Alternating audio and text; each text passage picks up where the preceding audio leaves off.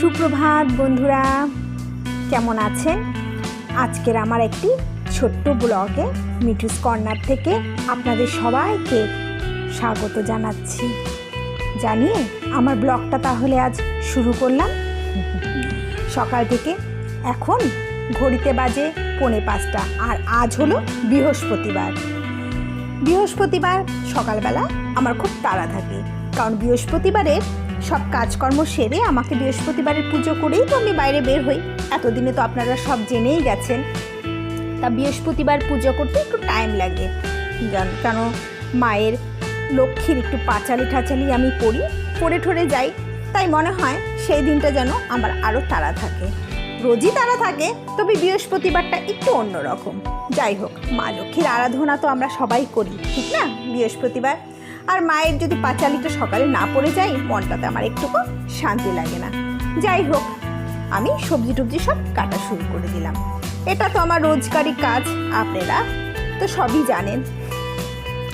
আসলে আমার লাইফস্টাইলটা খুব সাদা পেটে। আমি যেমনভাবে চলি আপনাদের ঠিক তেমনভাবেই আমি দেখাই।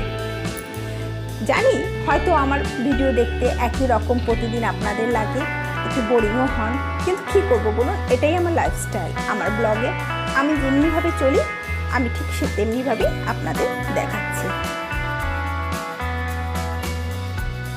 বাইরে প্রচণ্ড বৃষ্টি হচ্ছে, যেটা রোজ দিনই এখন হয়ে চলেছে। এই সেন্টার যাওয়ার সময় বৃষ্টিটা থাকে, তারপরে দেখি থেমে যায়, কিন্তু বড্ড বিরক্ত লাগে। প্রতিদিন এই সকালবেলা বের হওয়াটা না, বৃষ্টির মধ্যে কি করব, বের হতেই হবে। যাই হোক, রান্না বসিয়ে দিলাম। এদিকে ভাবছি পাট শাকটা বসিয়ে দিলাম, আর একদিকে সব সবজি দিয়ে ভাবছি মসুর ডাল বানাবো একটু ঘন করে, যাতে ভাতের সাথেও হয়ে যায়, রুটির সাথেও হয়ে যায়। আর মাছ তো বের করে নিয়েছি, মাছটাও আমার করে নিতে হবে, কারণ আজকে যতটা মাছ ছিল ফ্রিজে, আজকে আমাকে সবই বানিয়ে ফেলতে হবে। কারণ কাল থেকে শুক্রবার, কাল থেকে নিরামিষ, শুক্র আর শনি দুদিনই আমি নিরামিষ খাই। ওর জন্য যা আছে ফ্রিজে আজকে সব কিছু রান্না করে ফেলছি, মানে আমিষ যেটা। যাই হোক, রান্না বান্না সেরে নিই তাড়াতাড়ি, তারপরে অন্য কাজ তো আছে যেটা হয়ে থাকে প্রতিদিনই। এভাবেই দিনটা চলতে থাকে। কিন্তু না, প্রচণ্ড বৃষ্টি হচ্ছে বাইরে আজকে বৃষ্টিটা মনে হচ্ছে একটু বেশিই আছে। যাই হোক, এই দেখুন ডালটাও বেশ হয়ে আছে। এই ডালটা খেতে কিন্তু দারুণ লাগে, শেষে একটু আমি ঘিও দিয়ে দিই। সত্যি ডালটা খেতে খুবই ভালো লাগে। দেখুন জানলা খুলেছি, এটা আমার রান্নাঘরের জানলা দিয়ে দেখছেন সাদা ফুল দেখা যাচ্ছে।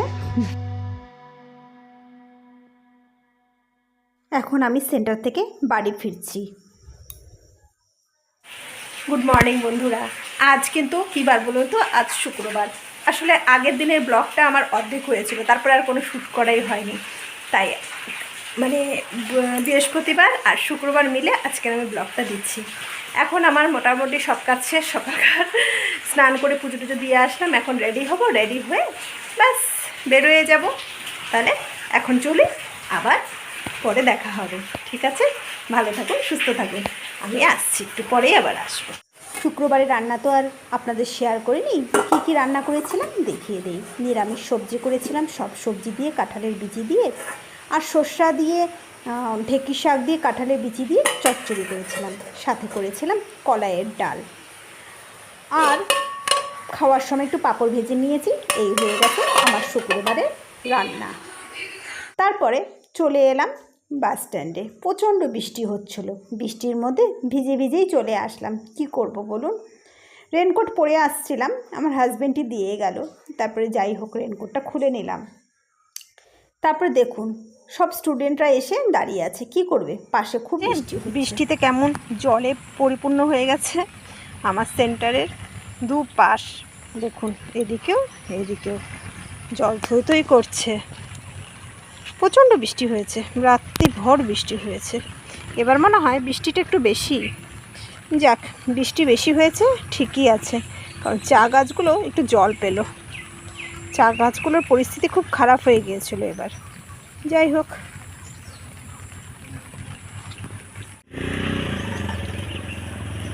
সেন্টারে আসছিলাম, আস্তে আস্তে দেখি চারিদিকে জলে জল হয়ে গেছে।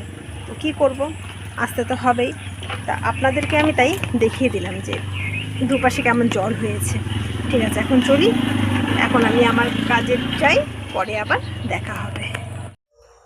বৃষ্টি যেন আজকে থামার নামই নিচ্ছে না, একটু পরপরই জোরে জোরে বৃষ্টি আছে। আর দেখুন বৃষ্টির মধ্যে আমি কেমন হাতগুলো জল দিয়ে ভেজাই, এটা আমার খুব ভালো লাগে। বাচ্চাদের মতন আমিও হয়ে যাই বৃষ্টি পড়লে। তারপরে সন্ধ্যাবেলায়, সন্ধ্যা ঠিক না, এখন বিকেলবেলা ঘর দুয়ার সব ঝাড় দিয়ে পরিষ্কার করে নিই। এটা আমার রোজকেরই অভ্যাস। একবার সকালবেলায় সম্পূর্ণ ঘর গুছিয়ে বের হই, আবার রাতের বিকেলবেলায় এসে আবার সব করি।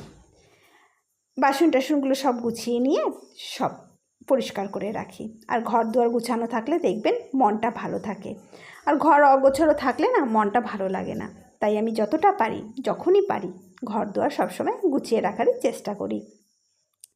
তাড়াতাড়ি করে বাসন টাসনগুলো গুছিয়ে নিচ্ছি। আবার বিকেল হয়ে গেছে, বরকে কিছু টিফিন বানিয়ে দিতে হবে। কি বানাবো তাই ভাবছি। যাই হোক, ও আবার হাবিজাবি বেশি কিছু খেতে চায় না। তা ভাবলাম আজকে তো শুক্রবার, পেঁয়াজ টিয়াজ খাওয়া যাবে না, তাহলে কাঁচা লঙ্কা আর কালো জিরা সম্বার দিয়ে একটু চিরা ভেজে নিই, সাথে একটু বাদামও দিয়ে দিব, বেশ লাগে। তার সাথে একটু চাট মশলা দিয়ে দিলে খেতে কিন্তু দেখবেন বেশ ভালো লাগে। হ্যাঁ, পেঁয়াজটা দিলে আরও ভালো হয়, কিন্তু আজকে তো পেঁয়াজটা দেওয়া যাবে না, তাই এমনি ভেজে দিলাম। তবে দেখে মনে হচ্ছে খুব ভালো হয়েছে। যদিও আমি খাই না বলতে বিকালবেলা টিফিনটা আমি করি না, কারণ আমার সেন্টার থেকে আস্তে আস্তে আমার বেজে যায় 3টে 4টে। তো তখন আমি ভাতটা খাই, ওর জন্য বিকালে আর আমার কিছু খাওয়ার ইচ্ছেই করে না। আর আমার শাশুড়ি কোনো দিন মন চাইলো খেলো, কোনো দিন চাইলো খেলো না, কারণ উনি রাতের খাবারটা খুব তাড়াতাড়ি খেয়ে নেয়। তার জন্যই উনি আর বিকালে তেমন কিছু খেতে চায় না, শুধু চা বিস্কিট, এটাই হলো ওনার বিকালের খাবার। গুড ইভিনিং বন্ধুরা, এখন আবার অনেকক্ষণ পর আপনাদের সামনে এলাম। সন্ধ্যাবেলা যেসব কাজ করার সবই করে নিলাম, করে ঠরে ভাবলাম একটু বসি, আপনাদের সাথে একটু আড্ডা দেবো। কাল তো শনিবার, কাল অত চাপ নেই, কাল আমার সেন্টারও নেই, তা ভাবলাম আপনাদের সাথে একটু গল্প করি। আসলে অনেক দিন পর আজকে আমি দিদি নাম্বার 1টা দেখলাম। বলুন তো কেন?